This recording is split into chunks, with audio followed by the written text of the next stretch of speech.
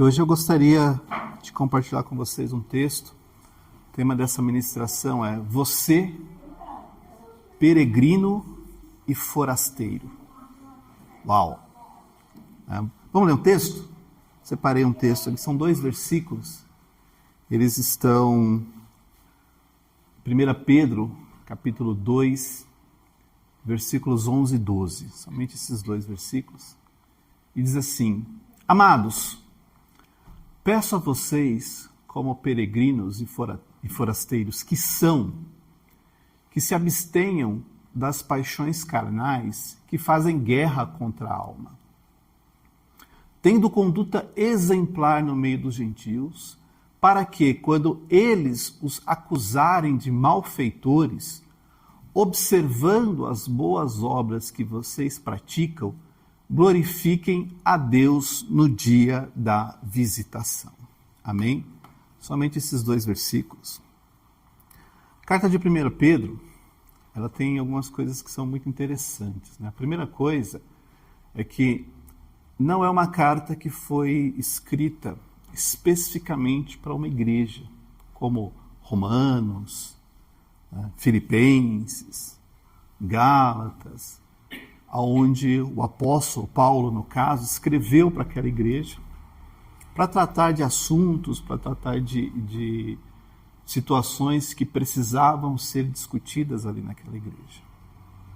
Também não é uma carta que foi direcionada a uma pessoa específica, como é, por exemplo, a carta a Timóteo ou a carta a Filemon, que eram pessoas que estavam recebendo uma correspondência. É uma carta que nós chamamos de geral, para todas as pessoas, de todos os lugares, sem especificar nenhuma região ou nenhum público específico. Essa carta ela foi escrita aproximadamente no ano 62 ou 63 depois de Cristo. Tem quase 2000 anos que a carta foi escrita. Se você pensar 62, tinha mais ou menos ali 30 anos que Jesus havia ressuscitado. 30 anos. Depois da ressurreição de Cristo, o apóstolo Paulo escreveu essa carta. Muita gente que já tinha testemunhado, né, os eventos do ministério de Jesus já tinha morrido.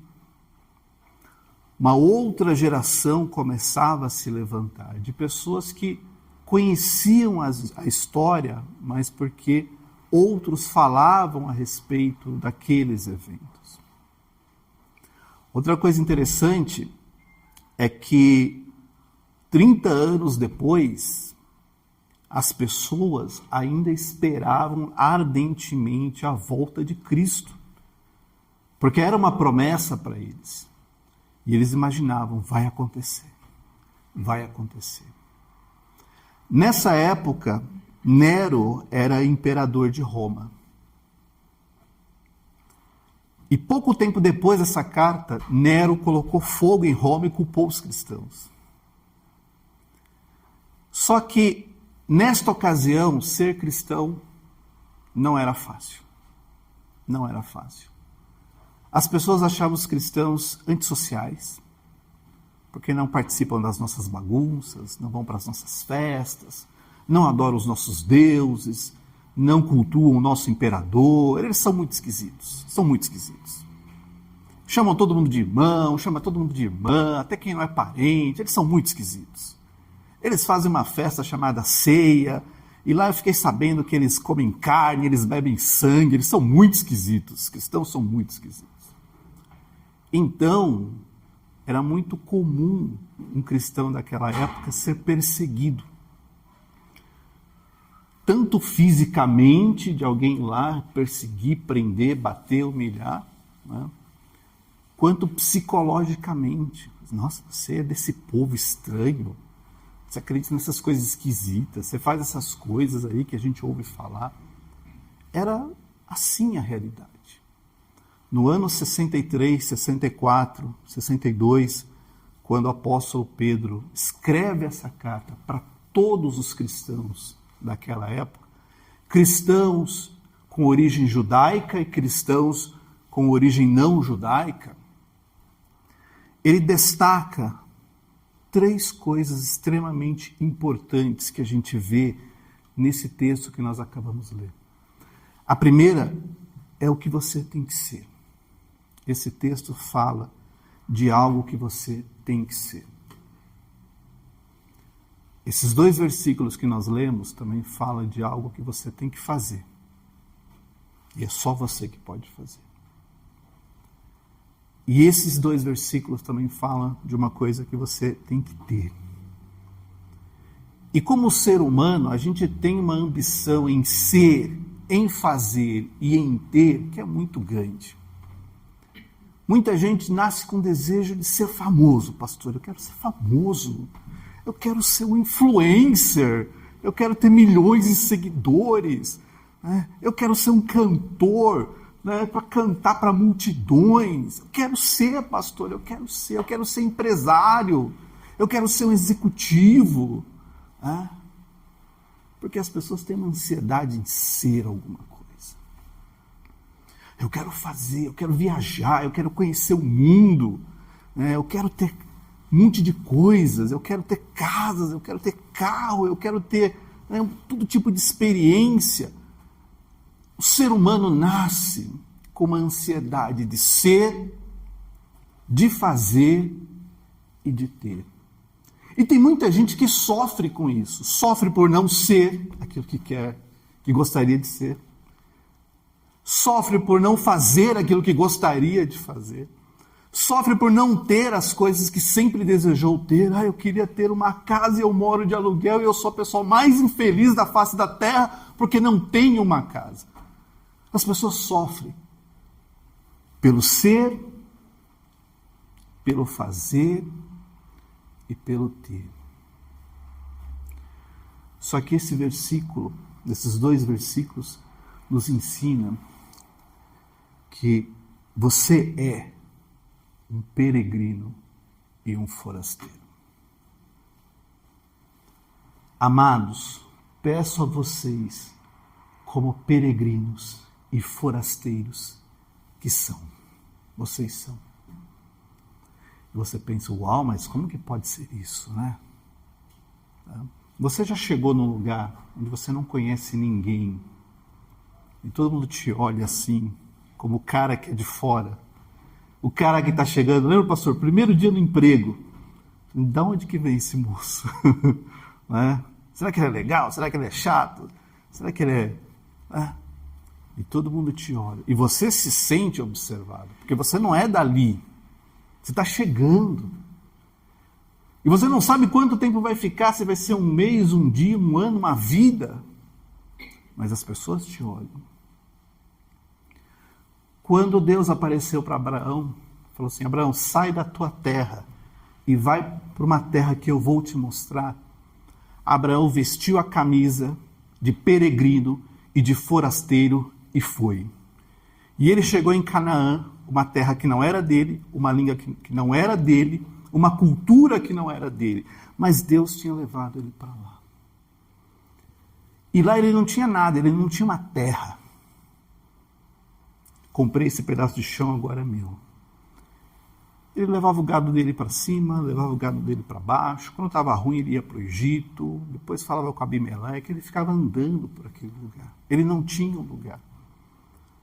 O único lugar que Abraão teve foi a sepultura da esposa dele. Que ele chegou para os homens e falou, eu preciso enterrar minha esposa aqui. Enterra onde você quiser. Não pode ser onde quiser, tem que ser um lugar. Não, mas escolhe um. Não, eu vou comprar um lugar para enterrar minha esposa. Foi o único lugar que ele comprou. Ele falou, esse aqui é meu, é da minha esposa, sepultei ela ali. O resto ele era peregrino. Peregrino. E peregrino não tem raiz. Peregrino não se apega. Porque não sabe quanto tempo aquilo vai durar. Pode ter hoje, mas pode ser que amanhã não tenha. Quando você vê Jó perdendo a saúde, perdendo os filhos, perdendo o bem, ele fala, Deus deu, Deus tirou, bendito seja o Senhor por isso. Ser um peregrino é você olhar a sua vida e falar assim, tudo que eu tenho vem do Senhor. E se amanhã Ele tirar, amém. Porque já era dele. Ele só deixou comigo por um tempo. Então não é nada meu. Tudo vem do Senhor. E se eu ficar um mês, amém, eu vou amar, vou cuidar, vou tratar. Mas se amanhã não tiver mais, eu vou continuar glorificando ao Senhor, porque eu sou um peregrino aqui. A pior coisa que tem, sabe, é quando você se apega com as coisas e fala, isso aqui é meu. Sabe o que acontece quando você pega uma coisa e fala que é seu? Você tira de você mesmo a oportunidade de experimentar o novo do Senhor para ficar apegado com aquilo. Todas as vezes que eu tive coisas que eu falei que são minhas, porque isso aqui é meu, chegou uma hora que aquilo não tinha mais prazer. Mas eu tinha me aprisionado àquilo e agora eu tinha que continuar com aquilo. A partir do momento que eu entendi, peraí, isso aqui é transitório na minha vida. Hoje eu posso ter, amanhã eu posso não ter, mas isso não vai mudar quem eu sou. Sou servo de Deus, você é serva de Deus, você é mulher de Deus, homem de Deus, esta é a tua identidade. Então, se as coisas vêm, se as coisas vão, não tem problema, desde que a tua vida esteja nas mãos do Senhor, pode passar o que passar, isso não vai mudar quem você é servo de Deus, então não se apegue com as coisas dessa vida, porque Jesus falou para você o seguinte, falou para mim o seguinte, não acumule tesouros, onde a traça e a ferrugem vão gastar. Acumule tesouros no céu, porque aqui nós estamos de passagem, mas o lugar que o Senhor disse que vai preparar para nós, não é um país neste mundo, não é uma terra nesse mundo, é na casa do Pai. Lá você não é mais estrangeiro, lá você não é mais peregrino. Aqui as coisas podem vir e podem voltar e podem ir embora e nunca mais voltar. Mas lá tem uma eternidade para você e isso é o que mais importa. Aqui eu estou passando, mas lá eu vou viver para sempre. É diferente. Se eu olhar para a minha vida e falar assim, eu queria ser isso, eu queria ser aquilo, eu vou dizer uma coisa para você, seja aquilo que Deus quer que você seja. E está tudo certo. Eu queria ser empresário. Se Deus não quer que eu seja empresário, eu vou continuar trabalhando, porque eu preciso trabalhar.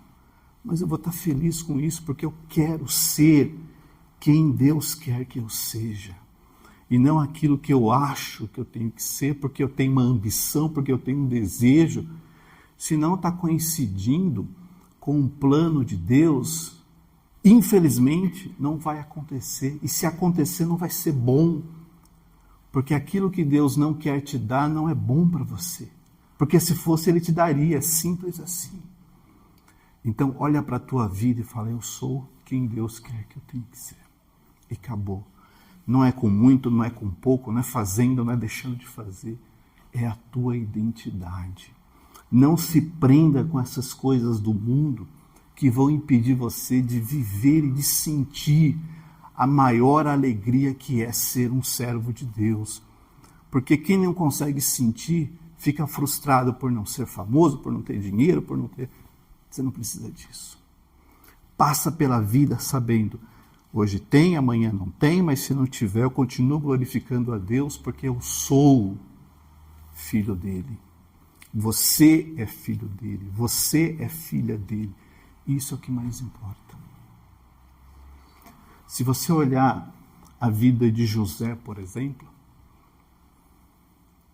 José do Egito, nasceu, 11 irmãos, casa grande. Eu nunca fui de família grande, né? Tenho 4 irmãos.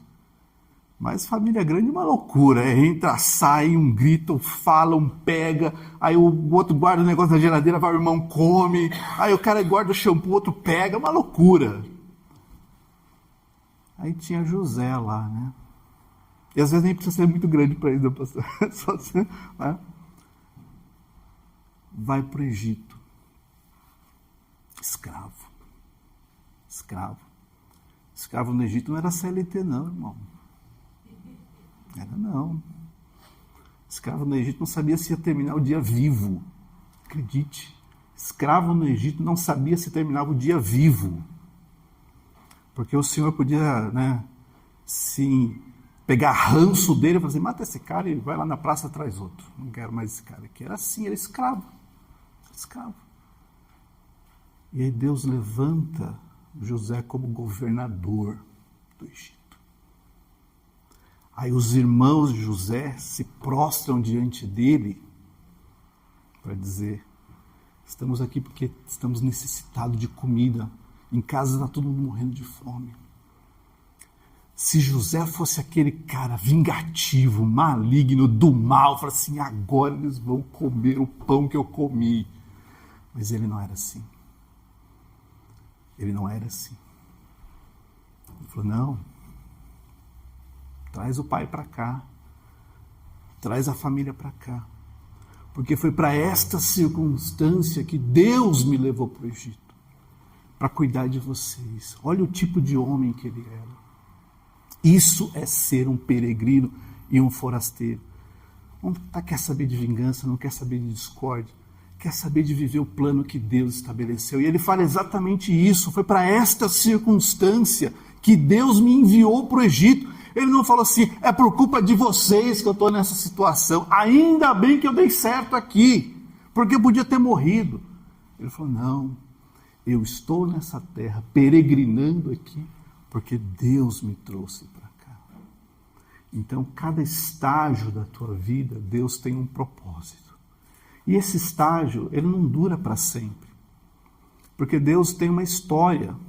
E aí o que acontece? Quando eu falo, não, mas isso aqui é meu, sabe o que eu estou fazendo? Impedindo Deus de virar a página e continuar essa história. Estou parado aqui. Então, em nome de Jesus, seja o homem, a mulher que Deus quer que você seja. Seja mais paciente. Seja mais paciente, seja mais amoroso, seja mais convicto, seja mais fiel, seja mais feliz, seja a pessoa que Deus quer que você seja. Em segundo lugar, esse texto fala para nós o que nós temos que fazer. Se abstenham das paixões carnais que fazem guerra contra a alma. O que ele está querendo dizer aqui? Todo sentimento, todo desejo, toda obra da carne que quer tomar o teu coração, que está guerreando dentro da tua alma, você precisa se abster. Sabe o que significa abster? Rejeitar. É dizer, isso eu não vou fazer. Esse negócio é errado, que eu sei que Deus não gosta, que eu sei que Deus não quer, eu não vou fazer. Abster-se é isso. É você decididamente, voluntariamente, escolher não pecar. Ah, mas isso é impossível? Com certeza pode ser difícil, mas não é impossível. Se você se abster, se eu me abster, a gente consegue. E é triste, sabe por quê? Porque o pecado fica flertando com você. Aquele ódio que você fica alimentando de graça, aquela antipatia que eu fico alimentando de graça, aquele ranço que eu não sei de onde que vem, só para eu desejar o mal para o outro, aquela mentira que eu fico contando e sustentando o tempo todo, aquela inveja, aquele pecado que está lá, está na hora de tirar, porque não é para fazer. O que você tem que fazer é dizer não para essas coisas. Senhor, eu não quero mais isso na minha vida. Eu não quero mais viver assim, eu não quero mais fazer essas coisas, eu não quero mais fazer essas bobagens todas, porque isso é guerra contra a alma. Sabe, é Deus querendo levar você para um patamar superior e essas coisas te arrastando para baixo. É Deus querendo fazer você de cabeça e essas coisas fazendo você de cauda. Então está na hora de se abster disso. Aquelas pessoas da época do apóstolo Pedro eram pessoas exatamente como nós, que tinham suas fraquezas, que tinham suas limitações, que tinham um histórico de pecados anteriores ao momento que elas entregaram a vida para Jesus. Mas aquilo tinha que acabar. Eu não posso mais viver com Cristo sendo o velho homem. Eu não posso viver com Cristo fazendo as coisas do meu passado, porque a palavra do Senhor diz que quem está em Cristo é nova criatura. As coisas velhas passaram e tudo, não é só algumas coisas, tudo se fez novo. Então, eu tenho que parar de fazer as coisas erradas da minha vida. Porque isso é coisa que eu preciso fazer. Eu tenho que trabalhar, todo mundo tem que trabalhar, todo mundo tem que estudar, todo mundo tem que perseguir seus planos, seus objetivos de vida. Isso são coisas que você tem que fazer, com certeza. Mas as coisas espirituais que te levam, aliás, que te afastam de Deus, isso eu tenho que parar de fazer. E você sabe quais são. Sabe o que você sabe? Porque o Espírito Santo fica te falando. Está certo, está correto. Não deveria ter falado assim, não deveria ter feito desse jeito, não deveria ter brigado, não deveria ter humilhado, não deveria ter xingado. O Espírito Santo está assim, dizendo para você o que você tem que fazer. Então faz aquilo que Deus quer que você faça. Deus quer que você perdoe. Aí o que a gente faz? A gente fica dando desculpas para não perdoar. Porque o que aconteceu foi muito sério, foi muito grave, e eu não aguento. Para com isso. Libere esse perdão e vai ser feliz. Libera perdão e viva o que Deus quer que você viva, mas não fica preso a isso.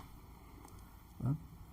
Às vezes a gente fica fazendo coisas que viram bolas de ferro no nosso pé que nos impedem de caminhar. Quebra isso da tua vida e vai fazer aquilo que Deus quer que você faça. Vai ser feliz. Vai viver a vida que Deus quer que você viva, mas não faça nada que luta contra a tua alma. Pega todos os desejos, todos os sentimentos, tudo aquilo que você sabe, que você não quer que ninguém saiba. Sabe aquelas coisas que falam, se minha mãe souber disso, ela vai ficar muito decepcionada comigo. Então, esse é o tipo de coisa que a gente não tem que fazer mais. Né? Porque se você fica com medo da sua mãe se decepcionar com você, e Deus, que não precisa esconder que ele já viu, como que fica? Né? Ele já ficou decepcionado. Então não faça nada que Deus vai se decepcionar com você. Ame quem tem que amar. E Jesus, ele foi radical, né? Ele falou, ame os seus inimigos. Quer coisa mais difícil do que amar gente que não gosta da gente? Tem que amar, né? Mas o amor não é, ai, como você é lindo, vem almoçar em casa, vamos viajar junto. Não.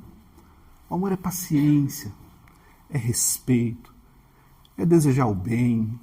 É aquilo que está em 1 Coríntios capítulo 13. Você vai ler lá, você vai entender o que é amor. Amor é isso.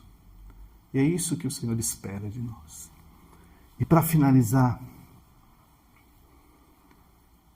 tendo conduta exemplar no meio dos de fora. As pessoas vão sempre criticar você. Vão sempre criticar. E eu acho que se a gente estiver preparado para receber crítica ao invés de elogio, a gente vai lidar muito melhor com a vida, eu entendo, sabe? Porque todo mundo quer ser elogiado. Ai, como você é lindo, como você é maravilhoso, como você é inteligente. Agora, se a pessoa fizer uma crítica, está me perseguindo. O diabo está usando essa vida para me perseguir. Não é possível. É o Satanás na vida dessa pessoa, só fala mal de mim. Só quer me ver por baixo, não consegue ver nada de bom na minha vida. Para com isso. Só tenha uma conduta exemplar. Sabe por quê? Porque você está escrevendo uma história com Deus. E é Ele quem justifica você. A pessoa pode apontar o dedo contra você, jogar tantas pedras quanto forem possíveis. Mas a palavra do Senhor diz que é Deus quem te justifica. Não tem condenação para aqueles que estão em Cristo Jesus, que não andam mais segundo as coisas da carne, mas andam segundo as coisas do Espírito. Para esses não tem mais condenação. Então, sabe o que é melhor? Faz a tua parte. Tenha uma conduta exemplar e deixa que Deus faz justiça, faz o que for necessário para te honrar, porque Ele conhece você. Não espere a vingança. Deixa que Deus faz o que tiver que fazer. Às vezes a gente quer ver os outros se dando mal só para ter aquela pontinha de satisfação. Assim, finalmente. Para quê? Se o que Deus quer é que você só tenha uma conduta exemplar. Porque quanto mais certo você tiver, mais vergonhoso vai ser para essas pessoas ficarem te acusando. Porque elas vão ter que ficar inventando coisa. Coisa que nem é verdade. Mas como elas querem te acusar, elas têm que inventar. E você sabe que não é verdade. E Deus sabe que não é verdade. Então está tudo bem. Amém? Sabe o que era você acordar de manhã, ir para a reunião da igreja? Estou falando daquele povo daquela época. Nossos irmãos lá de 62 depois de Cristo. E as pessoas falam assim, bebe sangue, cara louco. Tá indo para aquela festa lá que eles comem carne de gente. Esse cara doido. Fala com esse povo não. Se fosse você, não deixava seus filhos brincar com eles, não. Esses caras estão sem noção. Eles adoram um homem chamado Jesus. Que isso? Isso não existe. Só que se eles tivessem uma conduta exemplar, acabou. Acabou. Sabe o que aconteceu? Pouco depois, Nero colocou fogo em Roma. E sabe o que Nero fez? Pelo menos é o que diz a história. Falou que foram os cristãos. E sabe o que aconteceu? Foram perseguidos, foram parar nas arenas. Muitos morreram por causa disso. Muitas décadas depois, um homem chamado Plínio falou assim, olha, o que eu faço com esse povo? Porque eu estou vendo aqui e eu não encontro crime na vida dessas pessoas. Não roubaram nada, não mataram ninguém, não pegaram nada indevido. Eles acordam de manhã, vão para o seu trabalho, pagam seus impostos, não estão devendo nada, vão lá para suas reuniões, voltam para casa. O que eu faço? Eles tinham uma conduta exemplar. E depois, o governo não sabia o que fazer, porque não tinha crime. Tinham uma conduta exemplar. E sabe o que é importante? Você pode escolher duas coisas. Você pode escolher ser igual ao mundo. Você pode. Ou você pode escolher ser igual a Cristo. Se você escolher ser igual ao mundo, também vão te criticar. Também vão te criticar. Também vão te criticar. Porque a gente gosta de criticar, né? O ser humano é incrível. Só que se você escolher ser igual a Cristo, Cristo vai te elogiar diante do Pai. Porque Ele fala, se alguém não negar o meu nome diante do Pai, eu vou dizer, não, esse me pertence. Está vendo essa mulher aí, que todo mundo fala dela, que todo mundo reclama, que todo mundo acha defeito? Me pertence. Estou preparando um lugar para ela aqui no céu. Essa mulher é você. Esse homem é você. Então, em nome de Jesus, você vai para o trabalho, você vai para casa, você vai para onde for, mas tenha uma conduta que seja exemplar. Exemplar para quem? Para Deus. Pensa no caso de Jó. O diabo chegou para Deus e Deus falou, você viu meu servo Jó? Não tem ninguém na terra como ele. Um homem íntegro, se desvia do mal, tudo certo. Agora, já pensou Deus trocar o nome de Jó pelo teu e falar, não tem ninguém igual a ele, não tem ninguém igual a ela.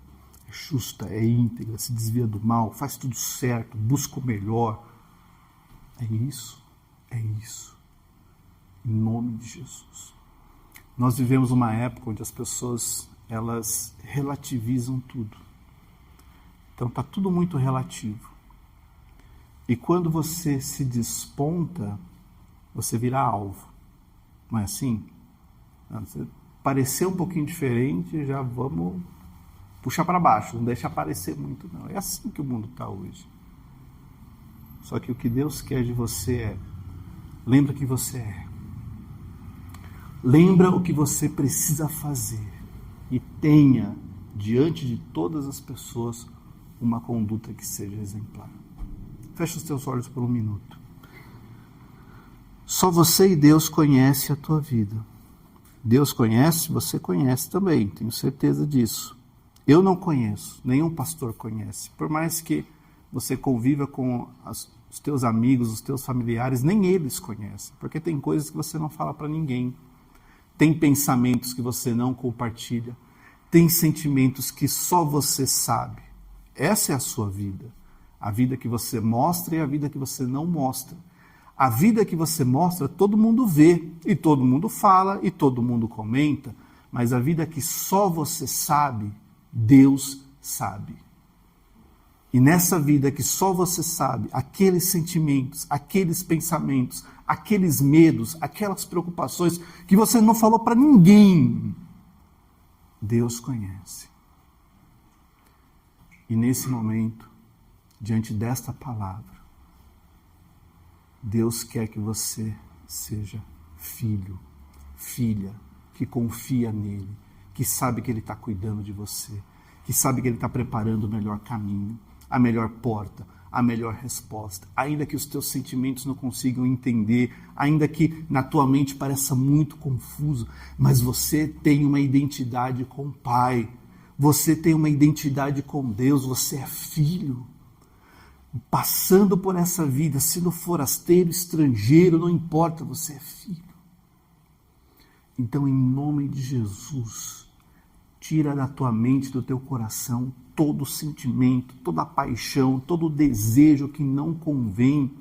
E não precisa ser pecado sexual, porque às vezes a gente acha que é isso, mas tem tanta coisa tão séria também. Tira isso da tua vida. E fala, Senhor, a partir de hoje a minha conduta vai ser exemplar. Como marido, a minha conduta vai ser exemplar. Como esposa, a minha conduta vai ser exemplar. Como filho, como profissional, como empreendedor, como amigo, como companheiro. Porque é isso que o Senhor te chamou para ser, para fazer e para ter em nome de Jesus. Senhor, meu Deus, nós estamos aqui na tua casa, Senhor. Nós estamos aqui na tua presença. Não somos perfeitos. Temos um monte de falhas. E é a tua misericórdia, Senhor, que impede que nós sejamos eliminados por conta de tudo isso. É o teu amor que nos sustenta, é a tua compaixão que nos segura. E é a tua graça, a tua misericórdia que nos coloca de pé. Então, nesta manhã, Senhor, como teus filhos, que somos, queremos que essa identidade continue na nossa vida, Senhor.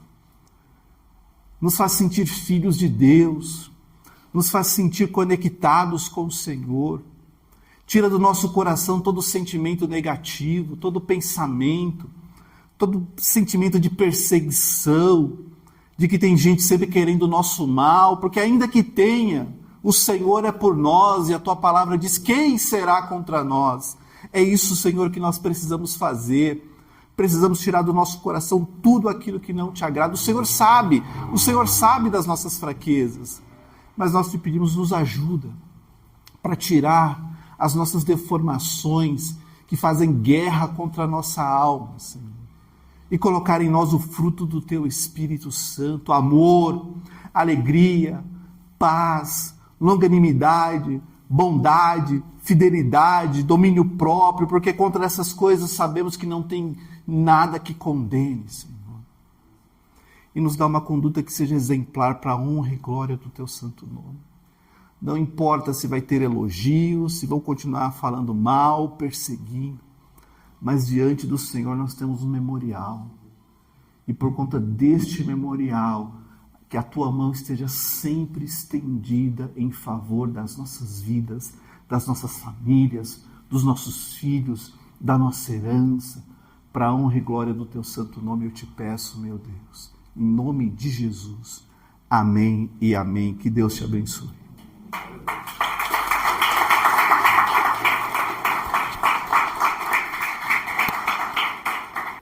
Glória a Deus.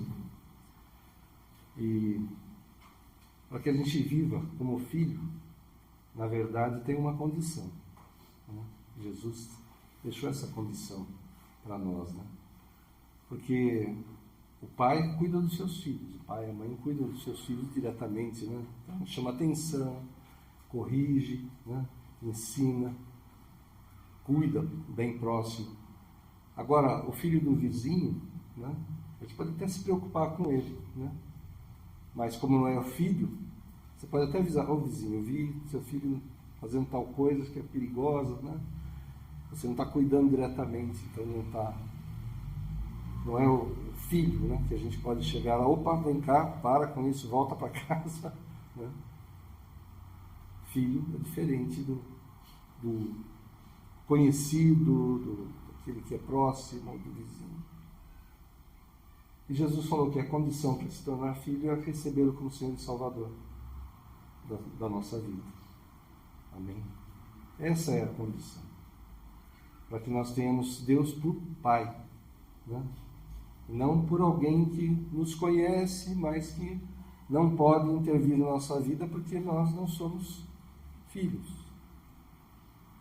Se você deseja estar nessa condição de filho de Deus, precisa receber a Cristo como Senhor e Salvador da tua vida. E isso é complicado de fazer? Não. Até como o pastor falou, aquele que o declarar diante dos homens, ele vai declarar diante do Pai. Então, feche os teus olhos novamente.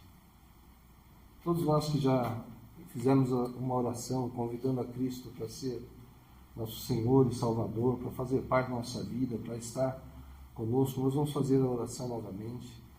Se você nunca fez uma oração assim, faça agora. O Senhor Jesus está aqui. Ele quer ouvir a tua voz, o teu convite. A palavra de Deus fala que Ele está à porta e bate. Se você abrir a porta do teu coração para Ele, Ele vai entrar e vai participar da tua vida. E você se tornará filho de Deus, cuidado, dirigido, instruído.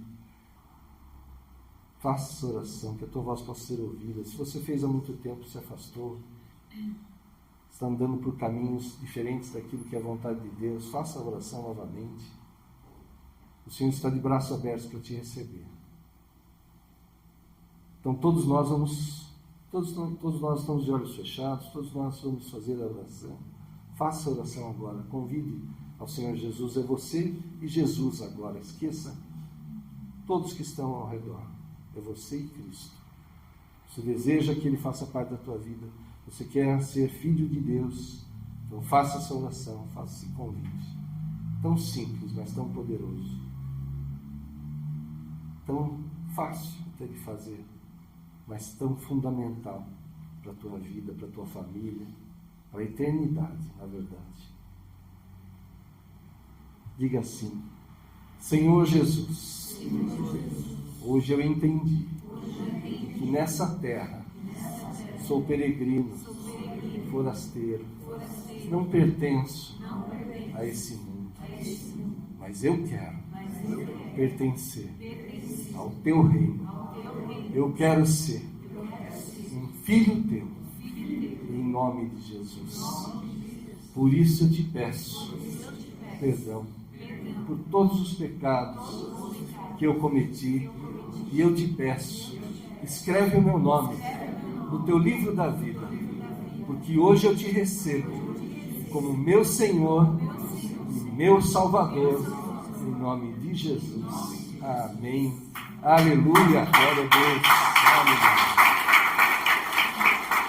Glória a Deus.